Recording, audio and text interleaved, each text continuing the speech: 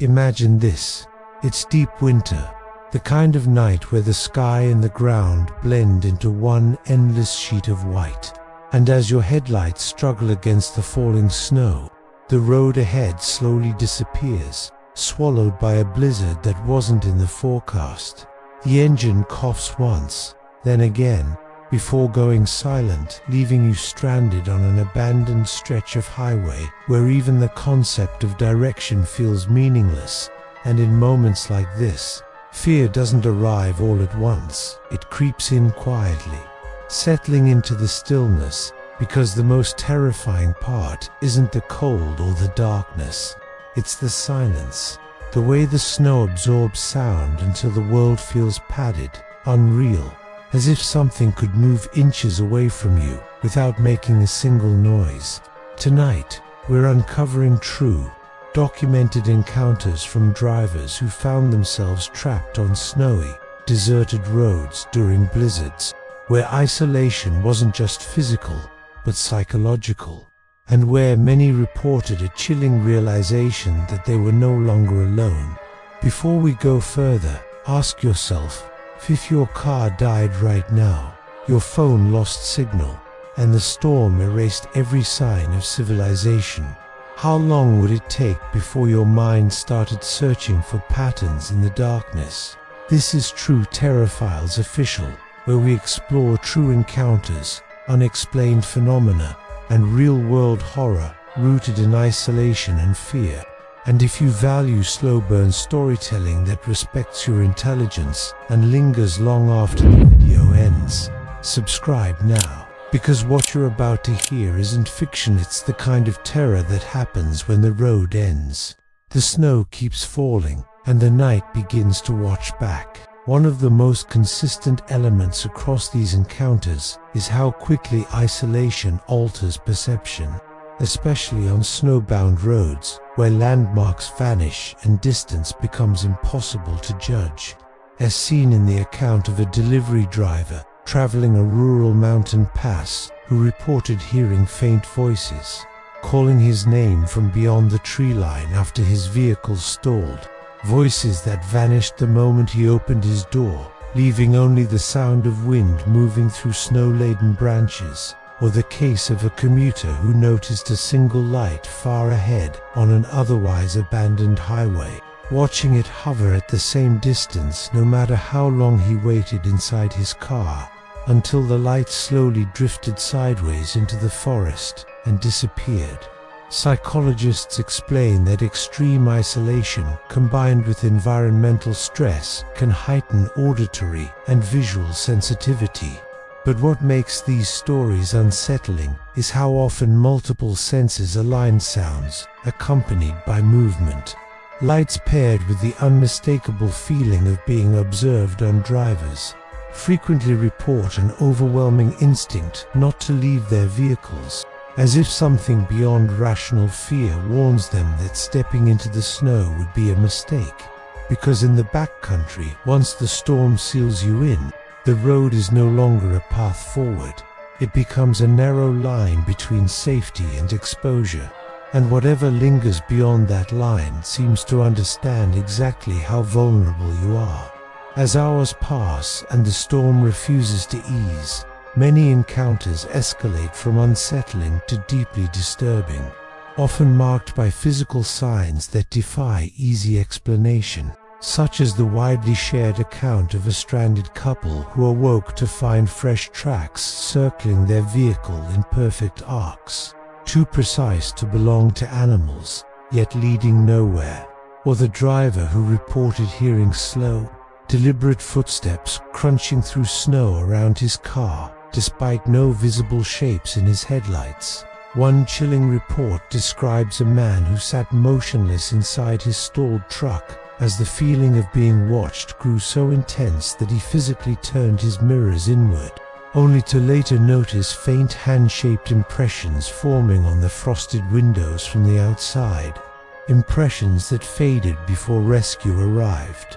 What ties these stories together is the oppressive silence that precedes each incident, a sudden absence of wind or snowfall that feels unnatural, as if the environment itself is holding its breath. And survivors often describe this silence as more frightening than any sound, because it feels intentional, like a pause before something reveals itself, reminding us that in deep winter, the cold doesn't just preserve the land, it preserves fear, locking it in place until the human mind has nowhere left to run. In some cases, the terror peaks when hope appears, only to dissolve into something far worse, such as drivers reporting another vehicle emerging through the snow, headlights flickering, offering relief until it vanishes without tracks, or passes without slowing, its interior dark and empty. Or the story of a woman who accepted help from a stranger who appeared at her window mid-blizzard, only to watch him fade into the snowfall when she looked away for seconds. These moments force survivors to confront a terrifying ambiguity, whether they witnessed hallucinations born of fear, or something exploiting isolation itself. And those who escape often say the worst part isn't the memory of what they saw, but the certainty that whatever it was understood their situation, responding not with violence, but with patience, waiting until exhaustion blurred judgment. Rescue, when it comes, rarely feels triumphant, because many survivors describe feeling watched, even as they're driven away, glancing back at the road behind them with the unsettling sense that the storm wasn't the only thing left behind, and that the road itself remembers who passed through it alone. So what truly happens on abandoned, snow-covered roads when the world goes quieter? These encounters the result of fear amplified by isolation, or do certain places, stripped of human presence, invite experiences that defy explanation? The truth remains unresolved, and perhaps that's why these stories endure. Passed quietly between survivors, shared hesitantly years later, because the snow doesn't just hide the landscape, it hides answers, leaving only impressions that vanish with the thaw. If you've ever driven a winter road where the silence felt heavier than it should, you understand how thin the boundary is between safety and something far more unsettling. And we invite you to share your own experiences or theories in the comments, because the most frightening stories aren't always about what attacks us, but about what waits, unseen, while the snow falls and the road disappears, reminding us that some nights aren't loud, some dangers don't chase, and some horrors are content to remain just outside the reach of your headlights, watching until the silence breaks. Imagine standing alone at night, miles from the nearest road, as a blizzard erases the world beyond the windows, the snow piling so high that even the moonlight disappears, and the only thing separating you from the frozen wilderness is a thin wooden cabin wall that creaks under the pressure of the wind. Welcome to a place where isolation doesn't just surround you, it presses in on your thoughts, distorts time, and turns silence into something heavy and watchful. And today, as winter tightens its grip across the world in 2026, we're uncovering true, documented accounts of people who sought peace in remote backcountry cabins and instead found terror waiting in the snowbound darkness. Stories where the environment itself becomes an unseen antagonist, where every sound feels deliberate, and where survival isn't just about staying warm, but staying sane. Before we descend deeper, ask yourself this: if you were truly alone, trapped by weather and distance, would you know the difference between your own fear and something else sharing the space with you? This is True Terror Files Official, where we explore true mysteries, real-world horror, and unsettling experiences from the edges of human understanding. And if you're drawn to stories that linger long after the screen goes dark, subscribe now and join a growing community that values thoughtful storytelling over cheap scares. Because what you're about to hear isn't fast horror, it's slow, creeping dread rooted in reality. and it begins with the simple truth that snow doesn't just isolate places, it isolates minds, turning cabins meant for refuge into silent prisons where escape is impossible and every passing hour feels watched. Long before anything inexplicable happens in these stories, something more subtle begins to take hold. Something scientists and survival experts have studied for decades: the psychological weight of isolation. Especially in snowbound environments where sound is absorbed, distances feel endless, and time loses its normal rhythm. And those who've spent nights alone in remote cabins often describe the same early sensations: a heightened awareness of every noise, the unsettling absence of distant human activity, and a creeping sense that the cabin itself is listening. One documented account comes from a winter caretaker stationed at a fire lookout cabin deep in the mountains, snowed in for weeks, who reported that after the third night of continuous silence, he began hearing faint knocking sounds that followed no pattern, sounds later attributed to thermal contraction. Yet his mind refused that explanation, instead attaching intention to every noise. And this is where the danger begins. Because isolation doesn't create hallucinations, outright it amplifies uncertainty, turning ordinary sensations into threats. And in cabin after cabin, people report the same progression: first discomfort, then hypervigilance, then the feeling that the silence has presence, that the empty space outside the walls isn't empty at all, but waiting, watching, patient in a way that feels intelligent. And once that idea takes root, every flickering shadow cast by firelight becomes a shape. Every wind-driven scrape against the roof becomes movement, and sleep itself becomes fragmented, haunted by the fear that if you close your eyes too long, you'll miss the moment something finally makes itself known. As the nights stretch longer and the storm refuses to break, many true accounts describe the moment when fear shifts from internal to external, when something happens that cannot be easily dismissed as imagination, such as the experience of a couple trapped in a rental cabin during an unexpected blizzard, who both independently reported hearing footsteps circling the structure despite snowdrifts untouched by tracks. Or the hunter who awoke to find all interior doors standing open despite having latched them before sleep, the cold flooding in as if the cabin itself had been opened from within. One particularly chilling report comes from a group of researchers snowed in at a remote forestry cabin who documented synchronized tapping sounds that moved along the walls in a deliberate sequence, stopping whenever they spoke aloud, resuming only when silence returned. And while no physical evidence was ever found, the shared nature of the experience left them shaken long after evacuation.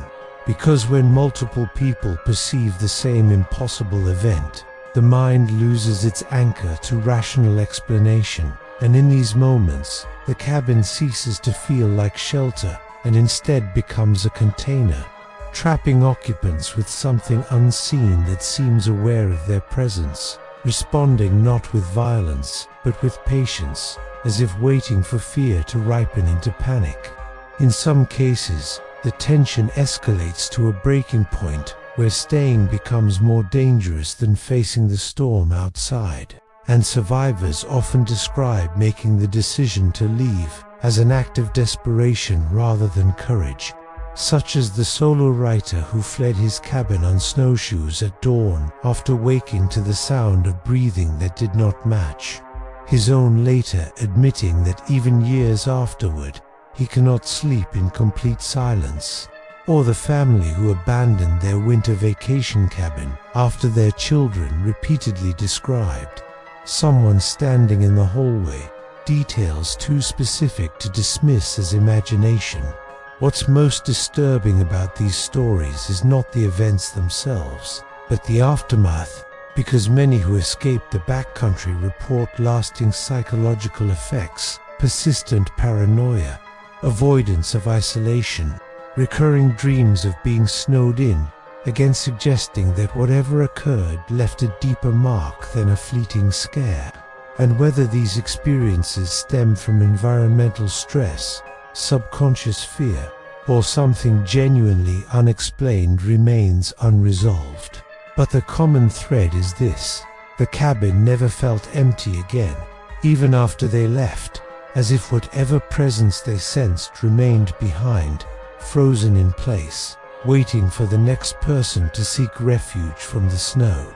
So what truly lurks in the silence of isolated cabins buried beneath snow are these experiences the result of human psychology pushed to its limits, the mind creating patterns to survive uncertainty, or do certain places carry an atmosphere shaped by isolation, history, and the raw indifference of nature itself?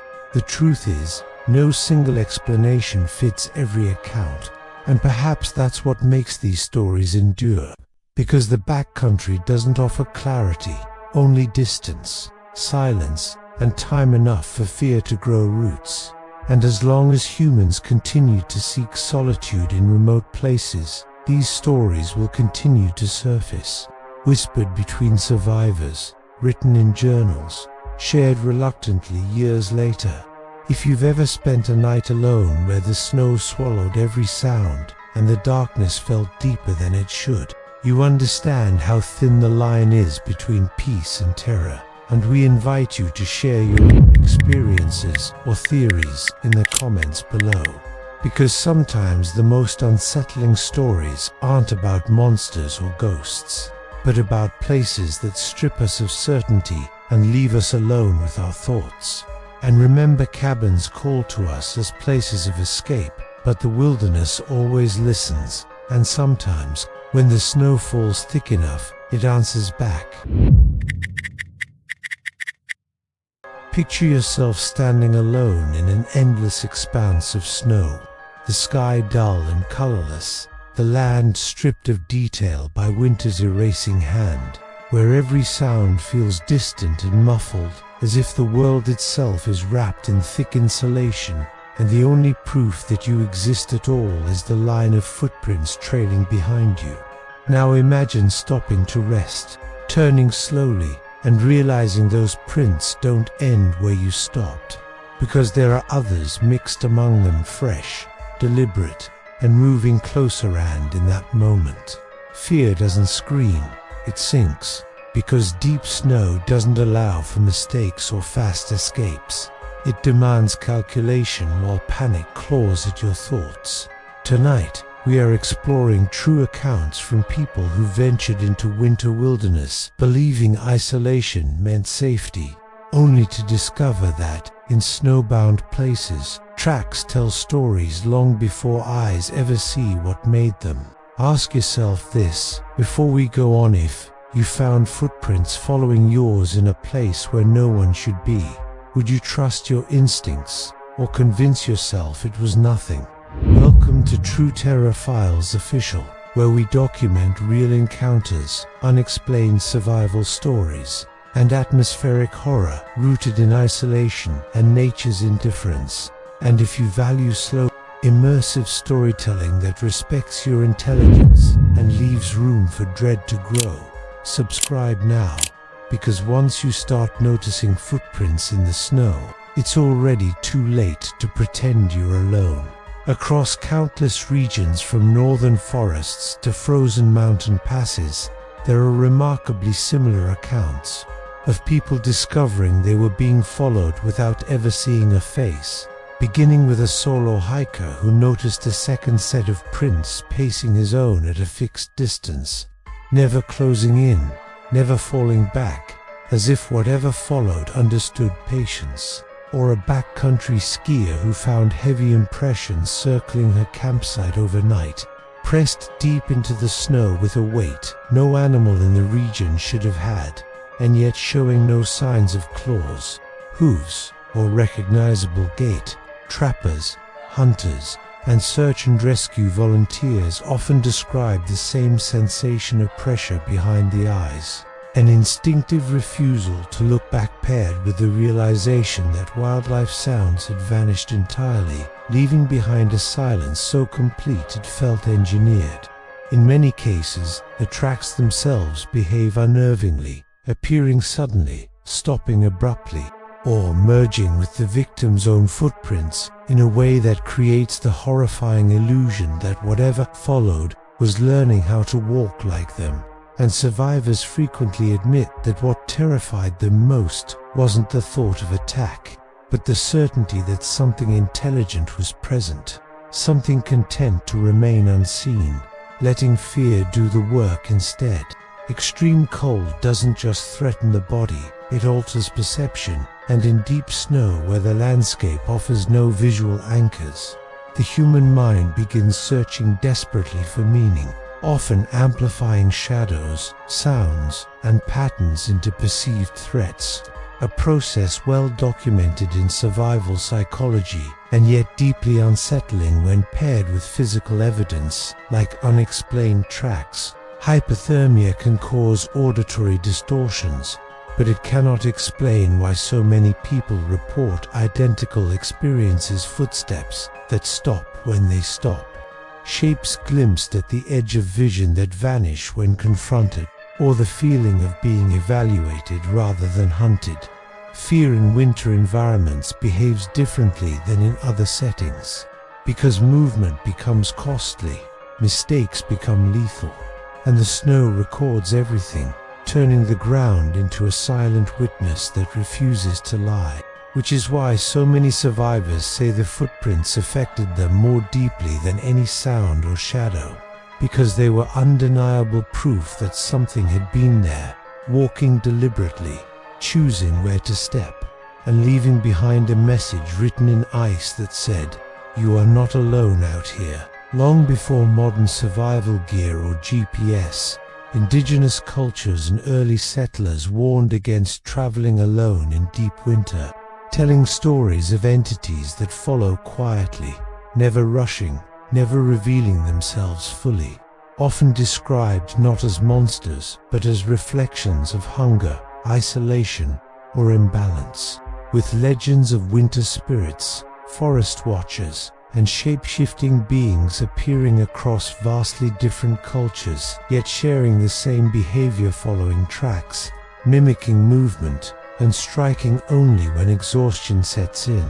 Historical records from the 1800s contain chilling reports of search parties finding parallel footprints beside missing travelers' paths, sometimes accompanied by drag marks leading away from the trail, and newspapers of the time often dismissed these details as superstition, even as bodies were never recovered. What makes these legends unsettling isn't their imagery, but their consistency, as if winter itself has always carried warnings about something that moves more easily through cold than humans ever could. Something that understands patience, silence, and the way fear grows fastest when there's nowhere left to run.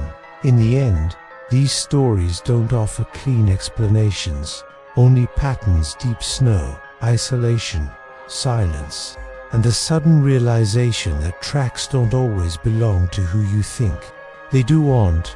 Whether these encounters are the result of psychological stress, environmental extremes, or something far older woven into winter landscapes, the fear they leave behind is real, lasting, and often life-altering.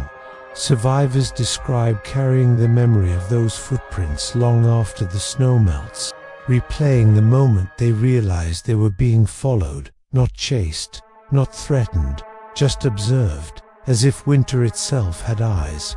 If you've ever walked through fresh snow and felt the urge to check behind you without knowing why, you understand how thin the line is between imagination and instinct, and we invite you to share your own unexplained winter encounters or theories in the comments. Because the most terrifying thing about deep snow isn't what it hides beneath, it's what it reveals.